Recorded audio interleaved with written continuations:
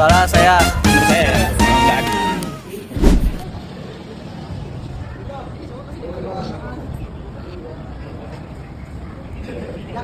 tolong videoin dah. Tolong videoin. Gimana bang? Ya, gitu, pegang gitu. Nah ya, ini ke gua. Nah, halo semuanya, gua Zahra Nati Nabil, gua bareng sama teman gua di sini nih. Saya Ribda Syarahma, saya Putri Maharani. Ya, kita bertiga bakal bikin tugas buat memenuhi UAS. Apaan judul makalah kita? Jenis dan karakteristik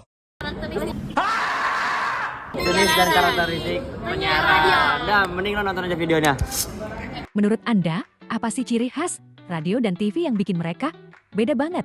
Kalau untuk cirinya ya sudah pasti kalau misalkan radio itu lebih ke audio ya, tapi kalau misalkan TV itu lebih ke visual audio, jadi ada visualnya, gambar, terus juga dia juga ada suaranya kayak gitu. Kita lihat DNK dan RDK sama-sama broadcasting, tapi keahliannya, skill dari dua bidang itu ternyata memang berbeda antara DNK TV dengan RDK FM.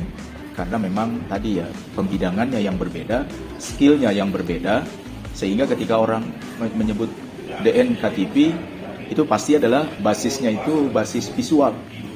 Tapi kalau RDK orang sudah tahu tuh basisnya adalah basis suara.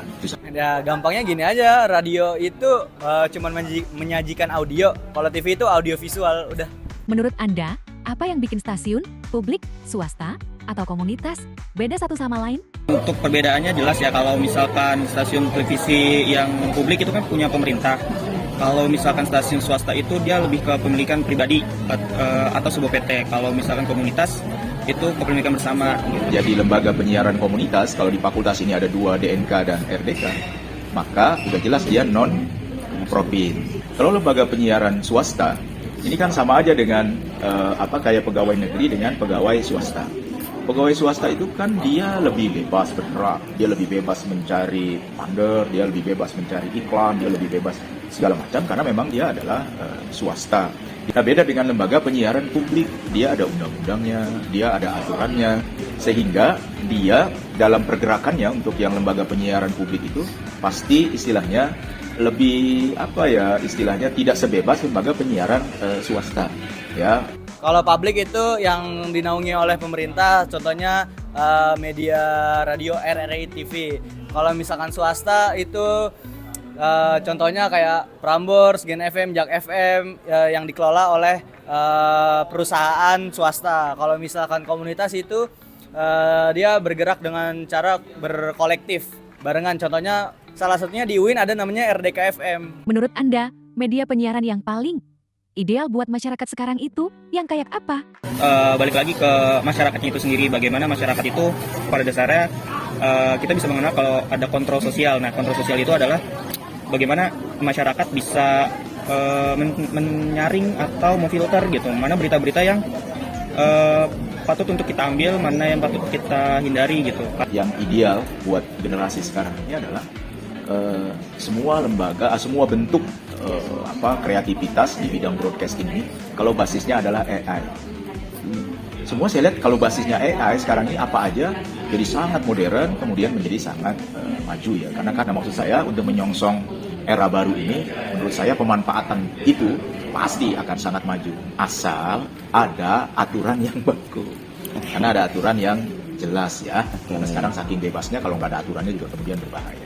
Media sekarang yang paling bagus media streaming online, karena streaming online itu gampang diakses menurut gue. Sosial media, TikTok sih. TikTok tuh akses informasinya banyak banget dan cepat, tapi perlu diketahui ya, TikTok itu jangan asal ngambil informasi, soalnya banyak hoax, harus disaring-saring lagi kalau nyari informasi lewat TikTok. Menurut Anda, apa hal yang bikin orang tetap balik lagi ke radio atau TV? Padahal sekarang banyak platform lain. Aktivitas seharian gitu. Kalau misalkan kita lagi ada di daerah tertentu yang pencil gitu kan, radio tetap bisa masih bisa kita dengarkan. Terus kadang TV juga kalau misalnya juga masih bisa kita tonton gitu. Jadi cakupan dari TV dan radionya itu sendiri sih yang paling luas lah gitu, timbang dari platform lain. Kalau platform lain kan pasti butuh internet ya, butuh internet gitu, dan setiap daerah Indonesia kan belum tentu ada internet yang cukup, yang kenceng kayak gitu-gitu. Jadi pemerataan dari TV dan radio jauh lebih luas lah timbang kayak platform lain gitu, yang membutuhkan tentu internet pada dasarnya.